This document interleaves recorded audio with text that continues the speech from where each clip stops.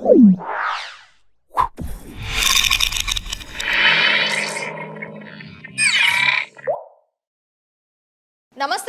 నేను మీ మాధురి.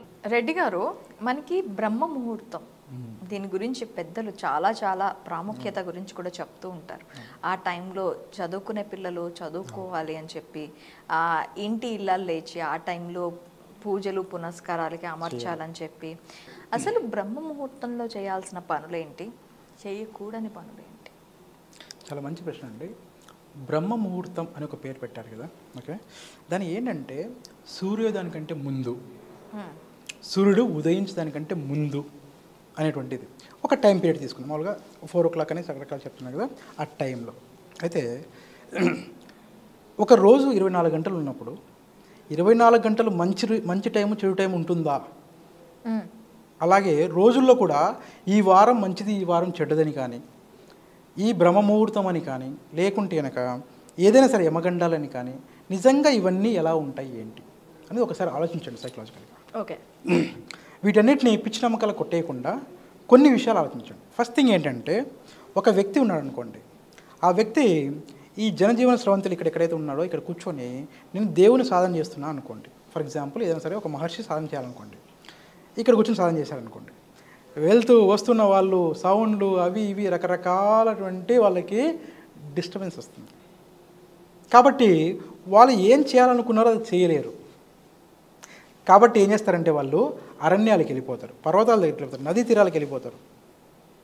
దాని వెనుక సైన్స్ కూడా అదే అండి. ఏం తెలుసా అండి, ఈ ప్రజల్లో ఎక్కువ మందిలో ఉంటే నాకు డిస్టర్బెన్స్ అని ఒకటి, రెండవది మనం చెప్పుకున్న విశ్వం అంతా ఎనర్జీ అని చెప్పుకున్నాం కదా, ఎనర్జీ అన్నా కూడా ఏమవుతుందంటే ఎనర్జీ అన్ని చోట్ల ఒకేలా ఉండదు.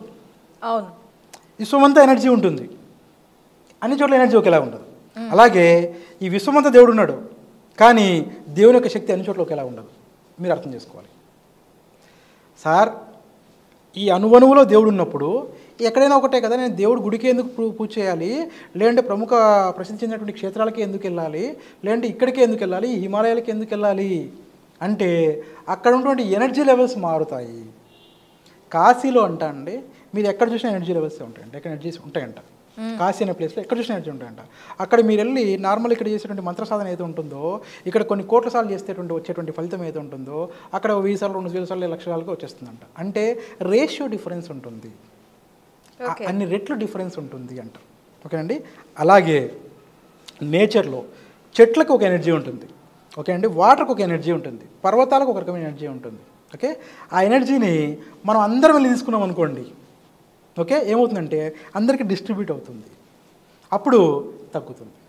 ఫర్ ఎగ్జాంపుల్ మన ఇంట్లో నలుగురు సరిపడా భోజనం చేస్తే, ఓకే, ఈరోజు సడన్గా ఒక నలుగురు వచ్చేసారు, టైంకి మనం చేసానికి టైం లేదనుకోండి, ఈ నలుగురు ఏం చేస్తామంటే కడుపు నిండా తినలేను కాబట్టి కొంత తింటాం.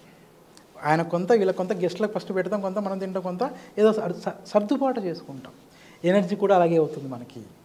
అందుకని ఏం చేస్తారంటే పగలు ప్రతి ఒక్కరు తిరుగుతూ ఉంటారు, పగలు ప్రతి ఒక్కరు మెలకుగానే ఉంటారు, ప్రతి ఒక్కరు ఆ ఎనర్జీని తీసుకునేటువంటి పనిలోనే ఉంటారు. మనం తీసుకోం పర్టికులర్గా ఏదో తీసుకొని ఏదో లాగేసుకొని మనం చేసుకోమని, ఓకేనండి. ఎనర్జీని ఎప్పుడు కూడా మనం ఏదో లాగేసుకొని అట్లా చేసుకోం, కానీ ఆటోమేటిక్గా అది ప్రాసెస్ జరుగుతూనే ఉంటుంది. ఈ ప్రాసెస్ జరుగుతున్నప్పుడు ఎవరైతే అర్లీ మార్నింగ్ ఈ బ్రహ్మముహూర్తం చెప్పేటువంటి ఆ టైంలో ఎవరైతే లేచి వాళ్ళ కోరికలు, వాళ్ళ అఫర్మేషన్స్, వాళ్ళ ఏవైతే ఉన్నాయో, లేదంటే వాళ్ళు చదువుకునే చదువు కానీ ఏదైతే ఉందో అది వాళ్ళు స్టార్ట్ చేస్తే కనుక వాళ్ళకి ఎక్కువ రిజల్ట్ వస్తుంది అని అంట. ఫర్ ఎగ్జాంపుల్ ఒక భక్తుడు ఉన్నాడు అనుకోండి, వాడు ఏదో సాధన చేశాడు అనుకోండి, ఆ టైంలో చేస్తే కనుక త్వరగా వెళ్ళిపోతుంది. ఓకే, ఈ ఎనర్జీ అంతా కూడా తొందరగా వాళ్ళకి రీచ్ అవుతుంది. మంత్ర సాధన అంటే ఏం లేదండి, మంత్రం అంటే ఏంటి, ఓకే, ఈ మంత్రం ఒక ధ్వని, ఒక సౌండే కదండి, ఓకే అండి. ఈ సౌండ్ ద్వారానే మనకి ఎనర్జీ క్రియేట్ అవుతుంది. మీరు కావాలంటే కనుక మీ గర్భగుడిలో ఎక్కువ ఎనర్జీ ఉంటుంది, బయట తక్కువ ఉంటుంది అంటారు. కారణం ఏంటంటే అక్కడ మంత్రోచ్చారణ జరుగుతుంది అంటారు. మంత్రోచ్చారణ ఇస్ నథింగ్ బట్ ఎనర్జీ, అంటే ఒక సౌండ్ ఎనర్జీ. అయితే దాన్ని కూడా ఒక రిధంలో మన వాళ్ళు గొప్ప వాళ్ళు పెద్దవాళ్ళు ఇచ్చారు, మహర్షులు మహానుభావులు. ఏంటంటే ఆ ఎనర్జీలో ఆ రిధంలో ఇస్తే నీకు హీల్ అవుతుంది, ఏదైనా సరే అనారోగ్యం ఉండి పోతుంది, లేదంటే ఇంకా మంచి జరుగుతుంది అని ఇచ్చారు. దాంతోపాటు కొన్ని లోహాలు, ఓకే అండి, ఆ లోహానికి చేరితే అది మళ్ళీ మనకు చేరితే ఎక్కువ వస్తుందని కొన్ని సైన్స్ చెప్తారనమాట. ఇలాగే ఏం చేస్తామంటే ఉదయం పూట అందరూ పడుకున్నప్పుడు కాబట్టి మీరు మెలకుగా ఉంటారు కాబట్టి ఎనర్జీ మొత్తాన్ని మీకు తీసుకునేటువంటి అవకాశం ఎక్కువ ఉంటుంది. అప్పుడు మీ పనులు మీరు ఎంతైతే ఇంకా చేస్తారో ఆ ఇంటెన్సిటీ ఎక్కువ ఉంటుంది, ఎక్కువగా రిసీవ్ చేసుకుంటారు. అఫర్మేషన్స్ కూడా అంతే. విశ్వం కూడా ఏంటంటే మీరు ఇచ్చిన దానికి ఎక్కువ ఇస్తుంది, మీకు త్వరగా ఇస్తుంది. చదువుకునే స్టూడెంట్స్కి అయితే ఏంటంటే ఇది ఇంకొక సైన్స్. చదువుకునే వాళ్ళకి ఏంటంటే వాళ్ళకి మైండ్ అండి సైకలాజికల్గా ఏంటంటే మైండ్ కొంచెం ఫ్రెష్గా ఉంటుంది కాబట్టి చదువుకోమంటారు. అయితే ఇక్కడ ఒక ప్రాక్టికల్ ప్రాబ్లం చెప్తానండి. ఏంటంటే నేను ఎప్పుడైనా ఏమంటానంటే నీ శక్తి ఏంటో నువ్వు తెలుసుకో ఫస్ట్. వాళ్ళు చెప్పారు మహానుభావులు గొప్పవాళ్ళు కాదనట్లేదు, కానీ ఈరోజు ఉన్నటువంటి ఈ ఈ లైఫ్లో మనకు రాత్రి 9 గంటల లోపు పడుకోవాలంటే పడుకోగలరా? అంతకుముందు ఏం చెప్పారు తెలుసా అండి, సూర్యాస్తమయం కంటే ముందు తినేశారని చెప్పారు. సూర్యాస్తమయం అంటే ఇప్పుడు 6:30 లోపల అయిపోతుంది. 6:30 లోపల మనం భోజనం చేయగలరా? చేసి పడుకోగలరా? అంటే చీకటి పడేసరికి 7 గంటలు 7:30 పడుకోగలరా అంటే ఒకప్పుడు పడుకున్నారు. ఒకప్పుడు నేను చూశాను, నేను కూడా పడుకున్నాను. మా తాతగారు మా నాన్నగారు వాళ్ళు నేను చిన్నప్పుడు ఉన్నప్పుడు చాలా చిన్నగా ఉన్నప్పుడు త్వరగా పడుకునేసారు. చీకటి పడ్డ తర్వాత కొంత తక్కువ టైంలో పడుకున్నాం. కానీ ఇప్పుడు కుదురుతుందా ఈ లైఫ్ స్టైల్లో? కుదరట్లేదు. అప్పుడు ఏం చేయాలి నేను అన్నప్పుడు ఏమంటానంటే నీకు కుదిరితే తప్పకుండా చెయ్యి బ్రహ్మముహూర్తంలో. కుదరట్లేదు ఒక స్టూడెంట్ అనుకోండి, నాకు బ్రహ్మముహూర్తంలో కుదరట్లేదు సార్ ఏం చేయాలా అంటే తప్పులేదు. నీ ఎనర్జీ ఎక్కడ ఉందో చెక్ చేసుకో. 24 గంటల్లో నువ్వు ఏ టైంలో నువ్వు చేస్తే బాగా వస్తుంది చెక్ చేసుకొని ఆ టైంలో చెయ్యి. ఒకవేళ కాదనుకోండి, ఫర్ ఎగ్జాంపుల్ ఒక వ్యక్తిని 10 o'clock లేస్తాను సార్ ఉదయాన్నే నాకు అలవాటు అయిపోయింది సార్, సడన్గా ఎలా మార్చుకోవాలి సార్? సడన్గా మార్చుకోకండి. ఎలా చేయాలి తెలుసా? మీరు ఇవాళ 10 కదా, రేపు అలారం 9:30కి పెట్టుకోండి. ఓకే అండి, ఒకేసారి 10 నుండి 6, 4 అయితే కనుక లేలేరు మీ వల్ల కాదు. 9:30 మైండ్ ఏం చెప్తుందంటే పెద్ద డిఫరెన్స్ ఏం కాదు, ఒక అరగంటే కదా అని మిమ్మల్ని ఏం చేస్తుంది సార్ 9:30కి లేపేస్తుంది, మీరు వర్క్లోకి వెళ్తారు. ఓకే, అలా ఒక వారం రోజులు చేయండి. ఒక 1 week తర్వాత ఏం చేయాలంటే 9కి పెట్టుకోండి. లేదా మీరు 10 నుండి 9:45 పెట్టుకోండి. 15 minutes ఒక 1 month 2 months టైం పీరియడ్ పెట్టుకోండి. ఏం చేస్తారంటే కొంతకాలానికి మీరు బ్రహ్మముహూర్తం లేచి అలవాటు వచ్చేస్తుంది. ఎలాగా? ఒకేసారి తగ్గించకండి. 4 గంటలు 3 గంటలు 5 గంటలు ఒకసారి తగ్గించకండి, మీ వల్ల కాదు. పెద్ద పెద్ద టాస్క్లు ఎప్పుడైనా సరే చిన్న చిన్న మాడిఫికేషన్స్తోనే అవుతాయండి. ఒకేసారి పెట్టుకుంటే కాదు. 10 లేచి వాడిని 4 లేవంటే లేవాడు, లేచినా కూడా వాడి వల్ల కాదు, ఏం కాదు. వాడి మైండ్ పనిచేయదు, వాడికి నిద్రమత్తే ఉంటుంది. వాడు నువ్వు చదువుకోవాలంటే చదువుకోలేడు, దేవుని చేయమని ఏం చేయలేడు వాడు.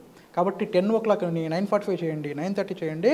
అలా తగ్గించుకుంటూ కొంతకాలానికి కనీసం 2-3 నెలలకి వాళ్ళకి 4 o'clock చేయండి. మీ మైండ్ మీరే అంటే అలా తగ్గించుకుంటూ వచ్చి ఎప్పటికైనా సరే ఒక 3 నెలలకైనా సరే 108 రోజులకైనా సరే కనీసం ఏంటంటే 4 గంటలకు వచ్చేలా ప్రయత్నించండి.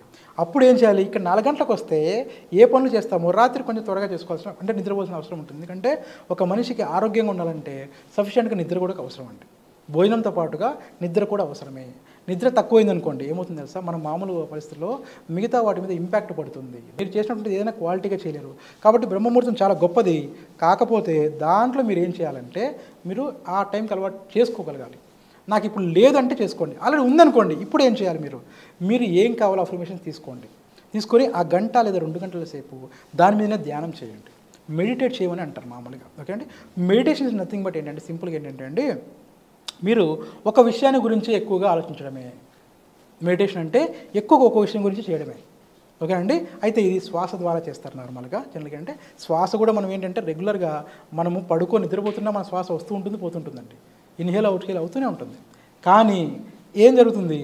మీరు అబ్జర్వ్ చేస్తారు అంతే.